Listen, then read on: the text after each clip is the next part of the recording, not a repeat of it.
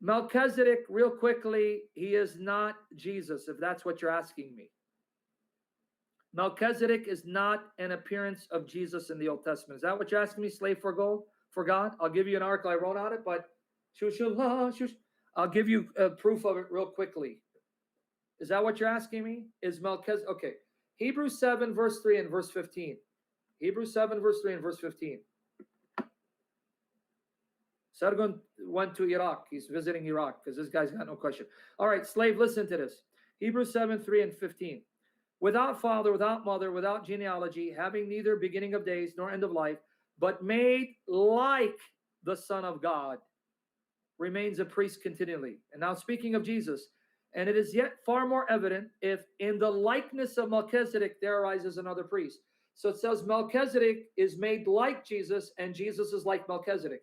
If you're like someone, you're not that someone. Melchizedek was made like Jesus and Jesus is in the likeness of Melchizedek. If you're like someone, you're not that someone. Because Abraham knew that he's a priest of God and the priest had the right to your tithe, just like the Levitical priest received the tithe from Israel. What kind of question is that? Abraham knew that this was a priest of God, honored by God, exalted by God, and served God and wanted his blessing.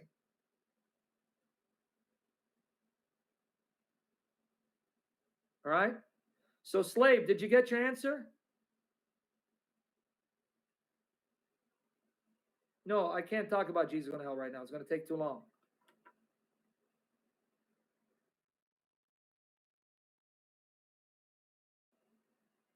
Did you get your answer, slave? Okay. Now let me explain why it says without father and mother, without beginning of days or end of life, without genealogy. Okay, let me explain that. Are you ready? And I'm going to give you the article before I end the session. I have an article on this. Why does Hebrews say Melchizedek has no father and mother, no beginning of days, no end of life, no genealogy? Okay. Why is he saying that?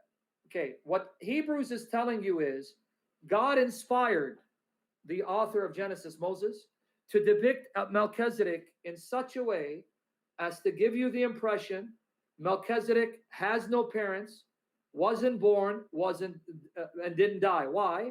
Because Melchizedek appears out of nowhere. We're not told who his parents are. We're not told that he was born. We're not told that he died and was replaced. He appears out of nowhere, and he's so great, Abraham recognizes his greatness, that this man is truly a priest of God, anointed by God, and I need to be blessed of him. So why were those details omitted?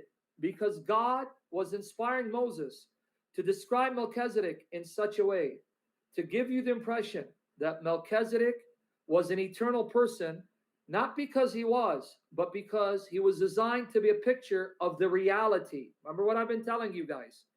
All the Old Testament is a shadow of the reality. The reality is Jesus. The Old Testament is a shadow. See, when you see a shadow, you know someone's coming. If you look at a shadow and you see a shadow that looks like a dog, you know a dog is coming. If you see a shadow that looks like a cat, you know a cat is coming. If you see a shadow that looks like human, you know a human being is coming. So what Hebrews is saying is God designed the Old Testament to be a shadow so you know who's coming.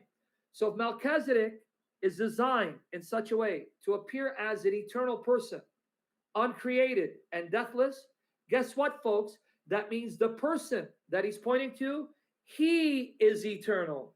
He is deathless. He is uncreated.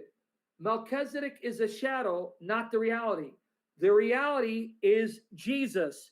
So Melchizedek was designed to be eternal, not because he was, because he's a shadow of the one who is eternal and a priest forever. You get it now?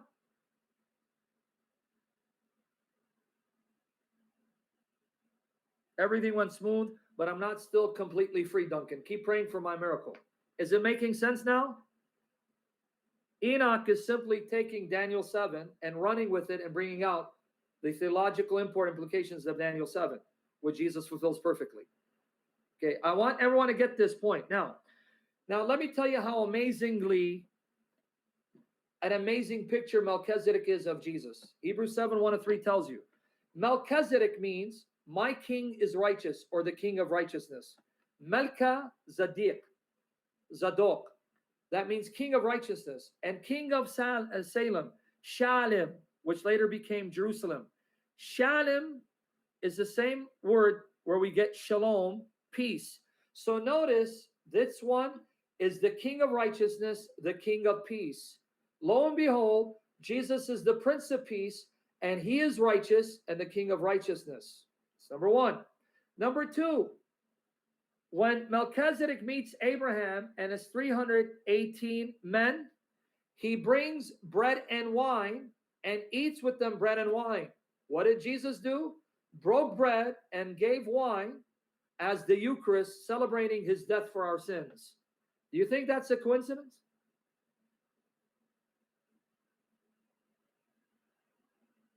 Do you think that's a coincidence?